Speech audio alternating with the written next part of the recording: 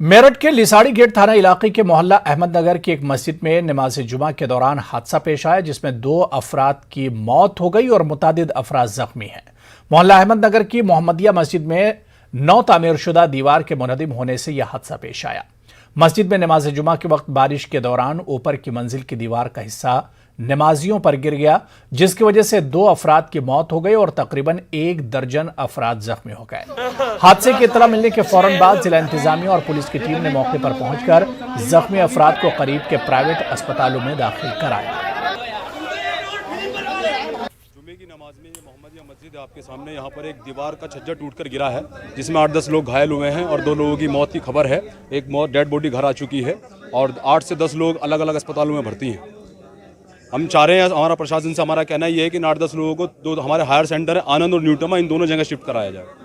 ये मांग है फिलहाल, वक्ती तौर पर ये रिक्वेस्ट है। दीवार गिर गई, क्या पुरानी थी या नव तामीर था, क्या था? नहीं, मस्जिद जो है उसके अंदर जो निर्माण कार्य है नया है, आप देख सकते हैं, लेकिन ये शायद बारिश की वजह से ये हादसा हुआ है। देखिए अभी आपके सामने है, बारिश तो हो ही रही है, अब वो दीवार वगैरह गिर गई, उसकी वजह से ये हादसा हुआ है। बाकी तो ये टेक्निकल लोग ही बता पाएंगे क्या हुआ है, लेकिन दीवार गिरने से काफ़ी जख्मी हैं लोग और कई लोगों की सुनने में आ रहा डेथ हो गई है। इसमें जो सबसे बड़ी चीज़ है, लगभग 1:30 बजे के आसपास मोहम्मदी मस्जिद में नमाज हो रही थी, तो मोहम्मद मस्जिद में जो 3 मंजिला है वहाँ पर उनकी जो दीवार थी और इन्होंने जहाँ नमाज होती वहाँ पर धूप से बचने के लिए उन्होंने तिरपाल लगाए थे, वो दीवार गिर गई और उस तिरपाल के कारण वो कुछ उसने दीवार को रोकने की भी कोशिश की और नीचे जो लोग बैठे थे कुछ इंजर्ड हो गए हैं और सबका इलाज चल रहा है। 4 हॉस्पिटल में उनको भेजा जा रहा है और एक अफवान है, उनके बारे में अभी कोई सुखद समाचार नहीं मिला है, एक दुखद समाचार ही आ रहा है। हम लोगों की टॉप प्रायोरिटी कि जो लोग भी इंजर्ड उनकी सहायता किया जाए, उनके ट्रीटमेंट करके तत्काल किया जाए। जख्मियों को तुरंत मौके पर स्थिति के अनुसार तुरंत उनको 4 हॉस्पिटल में युग में गए हैं, मुस्कान में गए, आनंद में गए हैं और एक हॉस्पिटल में और गए हैं, तो जगदम्बा में गए हैं। वहाँ पे हमारी टीम, प्रशासनिक टीम वहाँ लगी हुई है, उनका ट्रीटमेंट हम लोग बेस्ट ट्रीटमेंट दे रहे हैं। यहाँ पर आप जैसे विदित है आपको, लिसाड़ी गेट थाना क्षेत्र में एक मस्जिद में छत पे एक छोटी सी दीवार थी जो गिर गई नीचे, उससे कुछ लोग जख्मी हो गए हैं, तो उसमें 2 लोग का इंतकाल भी हो गया है। बाकी जो लोग जख्मी हैं उनका इलाज भी चल रहा है।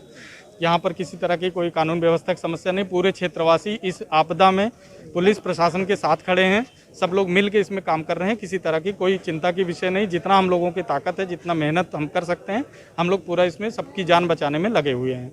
आगे भी कोई समस्या नहीं आने देंगे, यही हमारी प्रायोरिटी है। हायर सेंटर पहुंचाने की बात की जा रही है जी, उनके बेहतर इलाज के लिए मैं ऐसा करा रहा हूँ। जहाँ कहीं भी थोड़ी भी इलाज में कहीं चूक उनको लग रही है, तत्काल उसको बेस्ट से बेस्ट, प्राइवेट हो सरकारी हो, हर जगह पे उसको हम लोग व्यवस्था कर लिए। सारे डॉक्टर्स एसोसिएशन से भी बात हो गई है, सारे हॉस्पिटल में बात हो गई है, बिना किसी फॉर्मेलिटी के पहले उनका इलाज चलेगा। इस चीज़ को हम खुद इंश्योर करा रहे हैं। आगे बढ़ेंगे। कर्नाटक हाईकोर्ट ने गाजियाबाद पुलिस के जरिए ट्विटर इंडिया के एमडी मनीष महेश्वरी को जारी करदा नोटिस को कल अदम करार दिया, जिसमें माइक्रो ब्लॉगिंग प्लेटफॉर्म पर एक फिरकावाराना तौर पर हसास वीडियो की गर्दिश से मुतालिक एक मामले की तहकीकात के लिए जाती तौर पर इन्हें पेश होने के लिए कहा गया था। ताहम अदालत ने पुलिस को मजाजी अंदाज के जरिए या इनके दफ्तर या रिहाइशगाह का दौरा करके अपने बयान को रिकॉर्ड करने की इजाजत दी। अदालत ने कहा कि महेश्वरी को दफा 41A के तहत नोटिस गलत इरादे से जारी किया गया। 17 जून को गाजियाबाद पुलिस ने बेंगलुरु के रिहायशी महेश्वरी को एक नोटिस रवाना किया था और उनसे कहा था कि वो 7 दिनों के अंदर अंदर इसके लिए लोनी बॉर्डर थाने में रिपोर्ट करें, ताकि एक बुजुर्ग मुसलमान शख्स पर हमले की सोशल मीडिया प्लेटफॉर्म पर वीडियो क्लिप से मुतालिक उनका बयान दर्ज किया जा सके।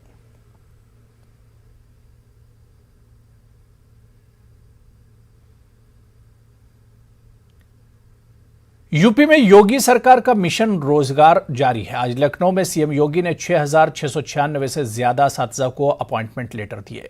लोक भवन में यह प्रोग्राम मुनक्किद किया गया था। नए असातिज़ा से सीएम योगी रूबरू भी हुए। 69,000 असातिज़ा की बहाली के तीसरे मरहले में मुंतखब असातिज़ा को आज लेटर मिले।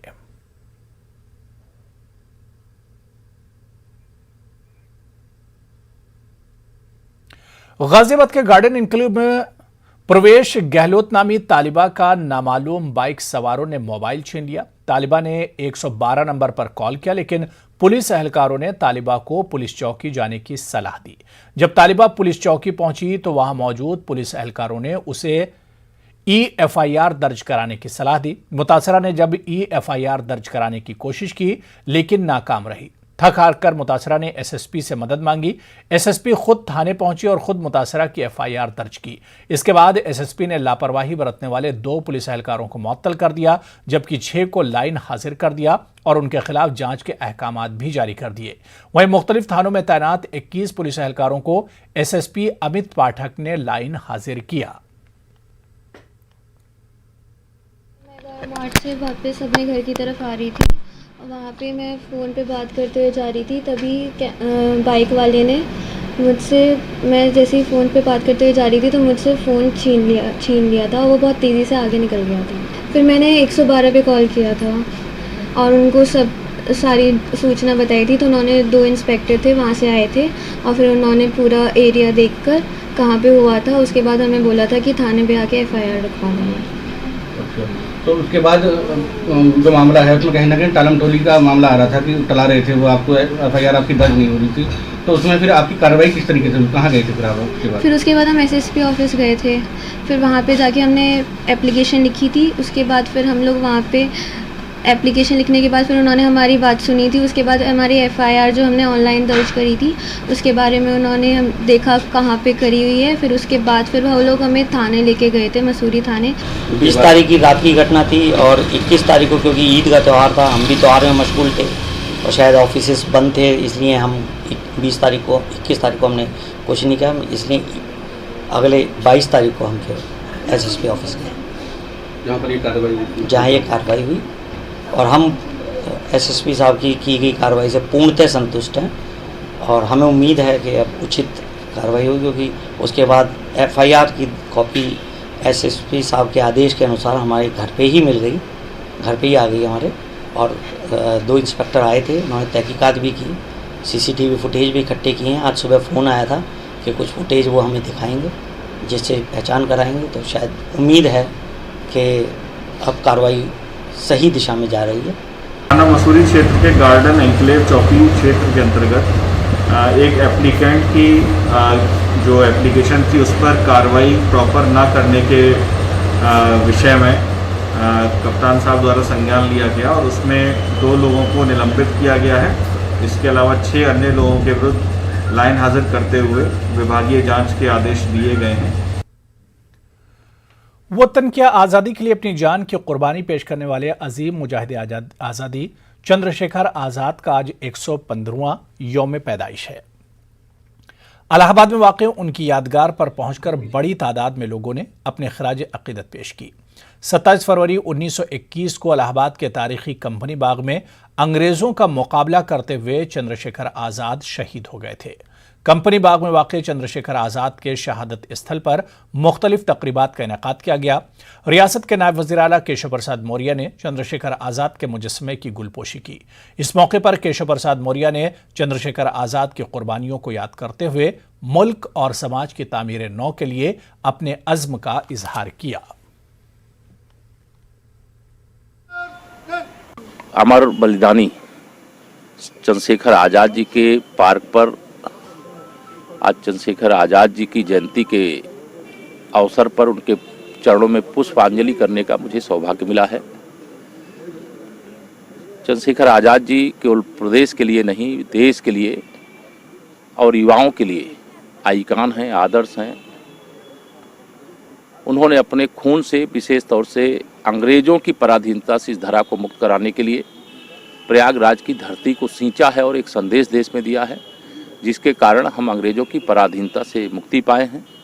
मैं जयंती के अवसर पर सभी देशवासियों को आह्वान करता हूं कि जो बलिदान हमारे अमर बलिदानी चंद्रशेखर आज़ाद जी ने देश को पराधीनता से मुक्त कराने के लिए दिया है, उनके जीवन से प्रेरणा लें और अब कभी यह भारत की धरती किसी विदेशी आक्रांता के अधीन नहीं होगी। इस दृष्टि से हम सब लोग एकजुट रहें। ईद उल अजहा के मौके पर कुर्बानी के जानवरों की खाल जमा करके फरोख्त करने से मदारिस को अच्छी आमदनी हो जाती थी और इस रकम को तलबा के अखराजात पर खर्च किया जाता था। लेकिन इक्तिसादी मंदी के बाद कोरोना वबा के कहर के सबब गुज़िश्ता 2 सालों में जानवरों की खाल की कीमतों में गैर मामूली कमी आने से ज़्यादातर मदारिस कुर्बानी के जानवरों की खाल की जगह खाल की कीमत की रकम देकर मदारिस की इमदाद करने की अपील लोगों से कर रहे हैं। ईद उल अजहा के मौके पर लाखों की तादाद में जानवरों की कुर्बानी दी जाती है। कुर्बानी के इन जानवरों की खालों को आमतौर पर मदारिस को अतिया कर दिया जाता है, जिसे फरोख्त करके मदरसा इंतजामिया हासिल रकम को मदारिस में तालीम हासिल करने वाले गरीब तालिब इल्मों के अखराजात पर खर्च करते हैं और इस तरह से मदारिस की इमदाद हो जाती है। लेकिन जानवरों की खाल की मुनासिब कीमत न मिलने से इस साल भी यूपी में ज्यादातर मदारिस कुर्बानी के जानवरों की खाल की जगह पैसों से मदरसों की इमदाद का मुतालिबा कर रहे हैं। पहले बहुत खालें आती थी, अभी कोरोना का हालात जो है इसकी वजह से बहुत सारे मदरसे वालों ने खाल लेना ही बंद कर दी।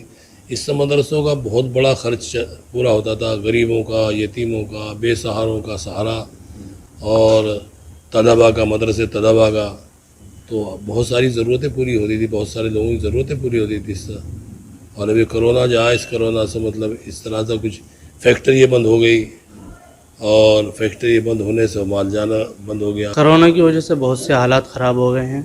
जहाँ और लोग नाकाम हुए वहीं पर मदारिस का भी नुकसान बहुत ज़्यादा हुआ है इससे कि चरम में एक तो आमदनी होती थी मदारिस की और दूसरे लोग वसअत होने के बावजूद, वसअत होती थी तो मदारिस की इमदाद भी करते थे। लेकिन जब से कोरोना आया है उसके बाद से लोग इमदाद भी नहीं कर पा रहे हैं जिस तरीके से करनी चाहिए। क़ैद पे इतनी मदद हो जाती थी कि मदारिस को बहुत बड़ा सहारा लगता था, तकरीबन आधे साल का खर्चा इससे निकल जाता था।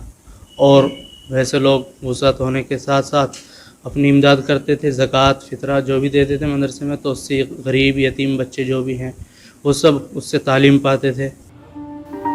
मदरसा मुंतज़मीन का कहना है कि इन हालात में ज्यादातर मदारिस का खिदमात अंजाम देना मुश्किल है। मदद हासिल ना होने से कई मदरसे बंद हो चुके हैं और अगर कौम और मिल्लत की जानिब से कोई इमदाद नहीं की जाती है तो आने वाले वक्त में कई और मदरसे बंद हो जाएंगे।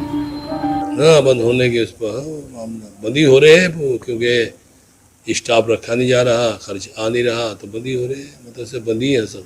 अपील की जा रही है भाई जो खाद के साथ में 100 रुपये आप मदद करा, लेकिन लोग भी बड़े परेशान हैं। बहुत सारे लोगों ने हिस्से भी नहीं दिए, बकरे भी कम हुए उसकी वजह से, क्योंकि जब कारोबार ही नहीं फिर बकरे कहाँ से करेंगे, हिस्से कहाँ से लेंगे, वो जब पैसा ही हाथ में लोगों की मकरूजियत हो रही है। ये करना चाहिए, खाद के साथ में कुछ वैसी मदद कर दें क्योंकि मदरसे बहुत सारे खाल और ज़कात पे ही चलते हैं। किसी भी कारोबार का दारोमदार तैयार माल की मांग और सप्लाई पर होता है। कोरोना वबा से पैदा हुए हालात ने चमड़े के कारोबार को भी बुरी तरह मुतासिर किया है। यही वजह है कि इख्तिसादी हालात में मांग के कम होने का असर खाल की कीमतों पर नजर आ रहा है।